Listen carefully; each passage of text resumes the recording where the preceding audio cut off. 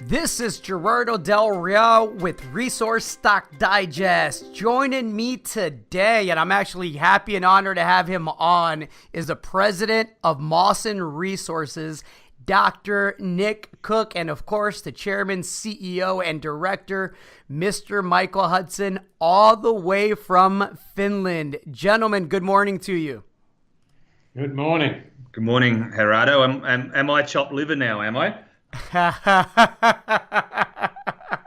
Well, you're going to have to take a back seat to Dr. Nick Cook today because I don't get a chance to chat with him often. It comes on a day that I think is perfect for this interview. Mawson just announced a new gold cobalt discovery in Finland. You happen to be there. I want to talk about the assays and the new discovery, but before I get to that, I want to provide a bit of color, and I'd love if Mr. Cook could provide it for us. The last time you and I spoke, Mike, I talked about the fact that the news release sounded like the team was a lot more confident about the handles of the system and where it was going, and obviously I don't think it's a coincidence that just one release later we have a new gold cobalt discovery with 23 holes, I believe, with full assays remaining to be reported. So Nick, could you do us a favor and explain the nature of the system that you have, the scale of it, and where the focus is now? And then Mike, we can definitely talk about the assays. Okay, sure. Well, people will probably know that we have three main resource areas that we've been working on. But in order to show the scale of the project, we also wanted to go outside those where we had some encouraging signs. And so while we were considering where we were going and how it was all working, we put some of our drill efforts across into the southwest corner of the project area where we had some hints in the past, and we were happy to come up with reported intersections such as was released today, the PAL 182 hole at a place called Rumiavi, and that was 7.4 metres at 4.4 grams of gold equivalent. And so we're very encouraged by that. And you mentioned the other 23 holes remain to be reported, and we've reported that we've seen visible gold in some of those. So we're keen to see the assays come back from the lab, and are looking forward to reporting on those soon too.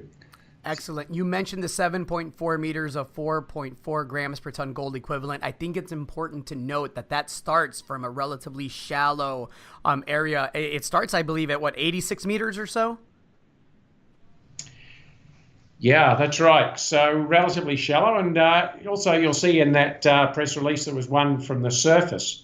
So the good thing about that is we've once we get onto these systems, and now we believe we understand the controls, we'll be able to work them up and especially move out to the northwest. And we're actually almost already looking forward to next winter and preparing drill sites to continue testing this material out to the northwest. And readers and listeners will know that it takes a while to build these systems, and we'll certainly be keen to work on that next season, and we'll be following it up with some ground geophysics to see how far we can see it with that. This new gold cobalt discovery, this new zone, where is it relative to the current resource that's in place? Okay, so the main resource was at Raya, and it's across 700 metres to the west of the Raya prospect, and about 1.1 kilometres to the south of the Palokas prospects. And it sits in a corridor that we knew about, and so we were keen to go and spend some of our, maybe 20% of our time looking outside the current resource areas to see what new areas we could discover and provide some extra targets and extra tons for next year's work. I'm always fascinated by the discovery process, and I understand that this new corridor has 6 model geophysical conductors, and frankly, there's only been 4 drill holes, according to the release, that have tested these conductors. Now, I understand that the way that you got to this is initially with the boulders, then the geophysical surveys, and of course, the scout drilling. Can we talk about that process a bit and kind of what's next and what you do to follow all this up and testing those corridors there? Sure. Well, one of the most exciting things, I suppose, about this area is it's actually the biggest boulder field of the lot. And so there are lots of boulders there, giving the idea that there's lots of material being eroded away by the glacier. So there's certainly more to find. Having gone in and found these conductive areas, we know that those conductors are nearly always associated with gold. And then it's a matter of working up from there, looking carefully at those conductors. So in this case, we did the ground geophysics, and that showed that these conductors were there.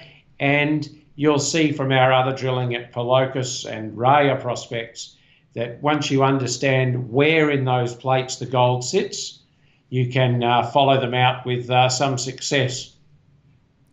Excellent. As far as true thickness, do you have a handle on that on today's assays? This is a little harder to answer because some of these things are vein-like. It will be close to true thickness is the key, but we'll be working on following them up, and we will know more about that. And so far, every time we drill away from the surface and go down, the grades are actually certainly don't decrease. So we're encouraged by what we've got to date, and we're certainly encouraged that we will find more in the future. Excellent. When we talk about this new discovery and we talk about boulder fields, we're not talking 5 or 6. I understand there's a total of 55 boulders and outcrops with greater than 0.1 grams per ton gold. Is that accurate? Yeah, that's right. That's right. And it's certainly the biggest boulder field that we've got. And given that our resources don't come from here, I suppose I find that encouraging as a geologist, that it gives plenty of upside potential. Excellent. You have an excellent partner. You're cashed up. You have 23 holes remaining. What's next? Okay, so we have, we've seen some visible gold in some of the material that's yet to be reported.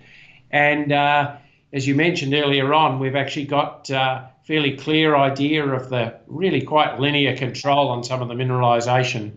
And the good thing about that is I'm encouraged that usually where we see gold in the drill core, we come back with good numbers. So let's hope that trend continues.